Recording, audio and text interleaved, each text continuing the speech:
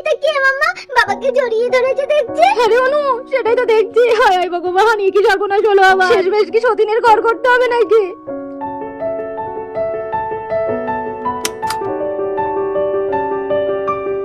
বন্ধুরা, এটা কিন্তু আমাদের ছোট্ট মিষ্টি অনুরানীদের বাড়ি। আর দেখো, অনুরানী তো সকালবেলায় মাম্মামের কাছে পড়তে বসেছে। এই শোনা, এই লাইনটা বলতো, কালকে যে তোকে আমি পড়িয়েছিলাম, তোর মনে আছে তো?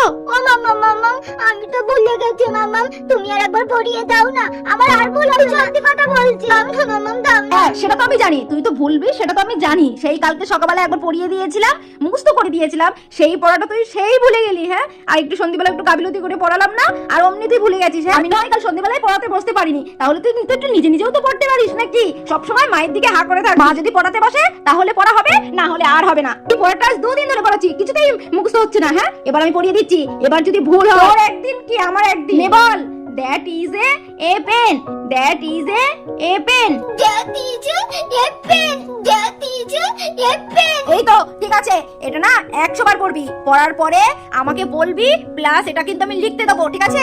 ভালো করে পড়বি। যদি কোনো ভুল হয় অনু, আজকে আমার থেকে খারাপ কিন্তু কেউ হবে না বলছি। আর এদিকে আমাদের বন্দনা আন্টি যখন ওরকে খুব বকাবকি করছিল, তখন তো এদিকে হঠাৎ একজন এসে হাজির হলো। তো এটা আবার কি? এনাকে তো আমরা কখনো কোনোদিন দেখিনি। হাতে আবার দেখছি ইয়া বড় একটা ট্রলি ব্যাগ। দেখে তো মনে হচ্ছে বিদেশি মেয়ে মতো। আচ্ছা, আমি কি ঠিক বাড়িতে ঢুকলাম? আমি তো বুঝতে পারছি না। ওকে তো সেরকম একটা দেখতেও পারছি না। বহুদিন আগে এসেছিলাম তো, ঠিক চিনতে পারছি না। মনেই তো হচ্ছে এটাই সিরুদের বাড়ি। ওখানে কেউ একজন বসে আছে। যাই কি বরং একবার জিজ্ঞাসা করে আসি। হ্যালো, এক্সকিউজ মি, আচ্ছা এটা কি সিরুদের বাড়ি? আপনাকে তো ঠিক চিনতে পারলাম না। আপনি কে? তাছাড়া এটা সিরুদের বাড়ি না। আপনি মনে হয় ভুল ঠিকানায় চলে এসেছেন। নো নো, আমি তো রাইট অ্যাড্রেসে এসেছি। আমার তো কোনো ভুল হওয়ার কথা না। আই মিন সিরু বলতে আই মিন এটা কি শোদের বাড়ি? আমি যদি খুব ভুল না করে থাকি, আপনি হচ্ছেন সিরুর ওয়াইফ, তাই না? I am right? হ্যাঁ, কিন্তু আপনি কে? আপনাকে তো আমি ঠিক চিনতে পারলাম না। আপনার পরিচয়টা দিলে না খুব ভালো হতো। আমার পরিচয়টা না আপনার হাজবেন্ড খুব ভালো করে জানে। আপনি বরং আপনার হাজবেন্ডের কাছ থেকে জেনে নেবেন। হ্যাঁ, সে তো ঠিক আছে, সে তো আমি জেনে নিতেই পারবো। তবুও আপনি যদি একটু বলেন আর কি, একটু ভালো হতো। বলছি কি, আমি না অনেকক্ষণ ধরে দাঁড়িয়ে আছি, আমার খুব টায়ার্ড ফিল হচ্ছে। বলছি কি একটু সিরুকে ডেকে দেওয়া যাবে? হ্যাঁ অবশ্যই, কেন নয়। আপনি একটুখানি দাঁড়ান, আমি এক্ষুনি রাখছি। কি গো, শুনছো? এই অনুর বাবা, শুনতে পাচ্ছ? একটুখানি বাইরের দিকে এসো না। দেখো না, তোমার সাথে না কেউ একজন দেখা করতে এসেছে। হ্যাঁ হ্যাঁ, আসছি বন্দনা, আসছি। কি হয়েছে বলো? আরে আরে, জেসি তুই কখন এলি? বল, ইন্ডিয়াতে কবে ফিরলি? বহুদিন পর কিন্তু তোর সাথে দেখা। এই বন্দনা, এই দেখো, এটা হলো কিন্তু জেসি। আমার কলেজ লাইফে না বেস্ট ফ্রেন্ড ছিল জেসি। আমরা একসাথে কতদিন পড়াশোনা করেছি তুমি জানো? পড়াশোনায় কিন্তু জেসির মাথায় একদম A1 ছিল। তারপর পড়াশোনা শেষ করার পরে জেসি তো লন্ডনে চলে গেল। কি রে জেসি, আর এখন বুঝি লন্ডন থেকে ডিগ্রি নিয়ে ফিরেছিস? হ্যাঁ, ও ও হরি, হ্যাঁ এতক্ষণ পরে বুঝলাম। ও বাবা, বাবুর আবার বিদেশি বান্ধবী আছে একটা। আবার আমাকে কিনা বলছে সিডু আছে, সিডু। এই এই অসভ্য লোক, হ্যাঁ তোমার নাম যে সিডু, সেটা আমি এতদিন ঘর করে জানতে পারলাম না। হ্যাঁ, আর ওই মেয়েটা কিনা এসে বলে সিডু কই, সিডু আছে, এটা কি সিডুদের বাড়ি? আরে বন্দনা, তুমি যা ভাবছো তা না। ও শুধুমাত্র আমার কলেজ ফ্রেন্ড, আর কিছু না। ওর সামনে অন্তত আমার মান সম্মানটা খাইও না। হ্যাঁ হ্যাঁ, আমি সব জানি সব জানি। তুমি আমাকে বোকা ভেবেছো তাই না? মনে করছো আমি কিছু বুঝতে পারছি না। বুঝতে পেরেছি। তুমি জেসিপি তাই তো? ওই মানে জেসি তাই তো? তা ভাই, এখানে কিসের জন্য এসেছো? হ্যাঁ, এখানে বুঝি কারোর বাড়ি এসে উঠেছো? হ্যাঁ বুঝি। আরে বন্দনা, তোমার কি মাথা টাথা খারাপ হয়ে গেছে নাকি? হ্যাঁ, আমার বাড়ি থাকতে ও আবার এখানে কাদের বাড়ি উঠবে? ও আমাদের বাড়িতে এসেছে। এতদিন পর জেসি লন্ডন থেকে ফিরলো। যাও যাও, তাড়াতাড়ি করে ভালো মন্দ রান্না বান্না করো। আরে সিডু, বাপরে, তোর সাথে কতদিন পরে দেখা। তোকে দেখে না আমার কিন্তু বেশ ভালো লাগছে। বল কেমন আছিস? আরে আমি তো ভালো আছি, তুই বল তুই কেমন আছিস? সেই 10 বছর আগে তোর সাথে দেখা, আর এই এখন দেখছি তোকে। কিন্তু তুই কিন্তু ঠিক আগের মতোই আছিস, কোনো পরিবর্তন হয়নি কিন্তু তোর। তাই বুঝি? হ্যাঁ, তোর কথার মধ্যে যে কেমন একটা আমি গন্ধ পাচ্ছি। হ্যাঁ, ও আচ্ছা, আমি বুঝি বুড়ি হয়ে গেছি। এই কথাটা তো তুই আর বলতে পারছিস না, তাই তুই ঘুরিয়ে পেঁচিয়ে কি বললি তাই তো? আরে না রে পাগলি, সিরিয়াসলি বলছি, তুই কিন্তু আগের মতোই সুন্দরী আছিস, আর কলেজের সব ছেলেরা তোর পিছনে পড়ে থাকতো।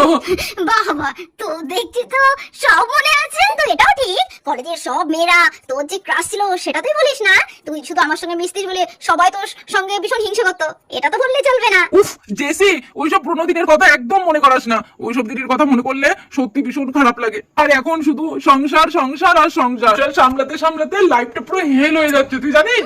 মরণ দোষ, পিঠিটা ধরে না, তিনজন উতলে উতলে পাচ্ছে। সিটু, তোর নাকি আবার সবাই নাকি সব মেয়েরা নাকি তোর পিছনে ক্রাশ খেত।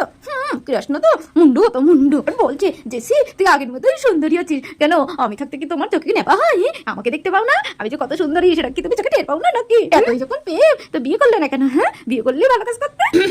আচ্ছা জেসিপি, থরি জেসি, আচ্ছা আপনার হাজবেন্ডকে তো কোথাও দেখছি না, আপনার হাজবেন্ড কোথায়?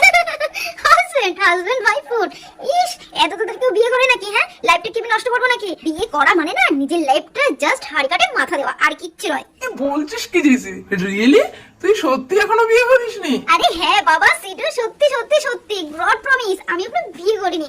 আর বিয়ে করবো বল কাকে? যাকে সত্যি সত্যি ভালোবেসেছিলাম সেই তো আমাকে ছেড়ে অন্য মেয়েকে বিয়ে করলো, দিব্যিতে সংসার ধর্ম করছে। তাই ভাবলাম এই জীবনে আর বিয়েটাও করে কোনো আরে লাভ নেই। সকাল সকাল কে আসলো আমাদের বাড়িতে? হ্যাঁ, ঘর থেকে শুনতে পাচ্ছি এত কথাবার্তার আওয়াজ। কই যাই তো, গিয়ে একটু দেখি। ভাই, এই দিদি ভাই, কে রে উনি আমাদের বাড়িতে এসেছে? ওনাকে তো কোনোদিন দেখিনি আমাদের বাড়িতে। আর বলিস নে জিনা, আমাদের বাড়িতে কোন একটা বিদেশি মেয়ে এসেছে। সে তো আর মেয়ে না, সে হচ্ছে আমার সতীন, বুঝলি তো? এই বুড়ো বয়সে কি সতীন নিয়ে ঘর করতে হবে নাকি? ওকে দেখে তোর জিজু তো, ওরে বাবা, আদিককে তার তো পুরো শেষ নেই, প্রেম জন্য শুনে উতলে উতলে পড়ছে। আমাকে কি বলে জানি, বলে ভালো মন্দ রান্না করো বন্ধনা। অনেকদিন পরে ওই জেসিপি, ওই তুই ওই জেসি নাকি ওই চাতার মাতার নাম, ও এসেছে বুঝলি তো।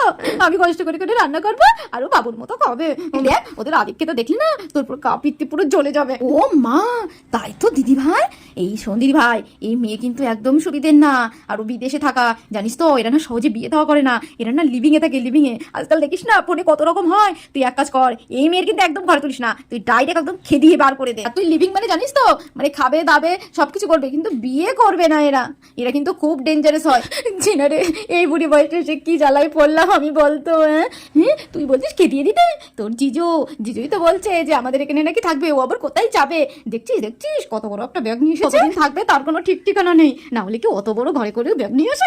ও মা, তাই তো। হ্যাঁ তো, ইয়া বড় একটা টলি ব্যাগ। কিন্তু দিদি ভাই আমাদের বাড়ি থাকবে কোথায়? হ্যাঁ, এই সুযোগ কাজে লাগা। তুই দাদা ভাইকে বল যে আমাদের বাড়ি থাকবে কোথায়। একটা করে তো দাদা থাকিস, আর একটা করে তো আমি থাকি। হ্যাঁ, থাকবো কোথায় এই বলে না, দেখ খেদিয়ে দিতে পারিস কিনা একটা চেষ্টা কর। হ্যাঁ না, হ্যাঁ তুই একদম ঠিক কথা বলেছিস। তুই একটু দাঁড়া বুঝলি তো, আমি দেখি কোনো ব্যবস্থা করতে পারি কিনা। হ্যাঁ, কি গো, হ্যাঁ শুনছো? আচ্ছা বলছি, তোমার এই জেসি ম্যাডাম থাকবে কোথায় বলো তো? আমাদের ঘরে তো দুটোই রুম, একটা করে তো আমরা থাকি আর একটা তো জিনা থাকে। তাহলে এই ম্যাডাম কোথায় থাকবে বলো তো? ওকে বরং একটা আলাদা হোটেলে রেখে আসার ব্যবস্থা করো। আরে বন্ধু না, তুমি কি বলছো? হ্যাঁ, তোমার কোনো মাথা ঠিক আছে? আমার এত দিনের পুরনো বান্ধবী এসেছে, আর তাকে আমি আমার বাড়িতে না রেখে আমি কোনো হোটেলে রেখে আসবো? তুমি টেনশন নিচ্ছ কেন? আর এই একটা ঘরে আমরা যেমন থাকি তেমন থাকবো, আর জিনার ঘরে জিনা আর জেসি থাকবে, এতে আর সমস্যা নেই। ওরে বাবা রে, আমার তো মাথা ঘুরছে। হ্যাঁ, এই লোকের তো দেখছি ঠিক পটিয়ে নিয়েছে কোনো মতেই। তো ওই জেসিপিকে কিছুতেই হতে চাইছে না। কি করব এই যে না, এবার আমি কি করব তুই বল? যে করে হোক না, ওই শয়তান মেয়েটা আমাদের বাড়িতে থেকেই ছাড়বে, বুঝলি তো? আরে দিদি ভাই তুই চুপ কর তো, তোর এই কান্নাটা থামিয়ে না, একটু চুপ কর তো। ঘাবড়াচ্ছিস কেন? হ্যাঁ, ঘাবড়াচ্ছিস কেন? আমি থাকতে তুই একদম টেনশন নিবি না, বলবো না, তুই শুধু সেইটা করে যা। ওই মেয়েটাকে যদি আমি খেদিয়ে না বার করেছি, তা আমার নামও জিনা না, বুঝলি তো? আরে বাবা, বাড়িতে তো হচ্ছে কি? হ্যাঁ, মাম্মাম তো এদিকে কেঁদে পাগল হয়ে যাচ্ছে, আর বাবা তো বাবার বিদেশি বান্ধবীকে পেয়ে তো আনন্দই আনন্দ। বন্ধুরা, এসব আমাদের বাড়িতে হচ্ছে কি? হ্যাঁ, আমাদের বাড়িতে কি হচ্ছে দেখতে হলে পরবর্তী ভিডিওটা ফলো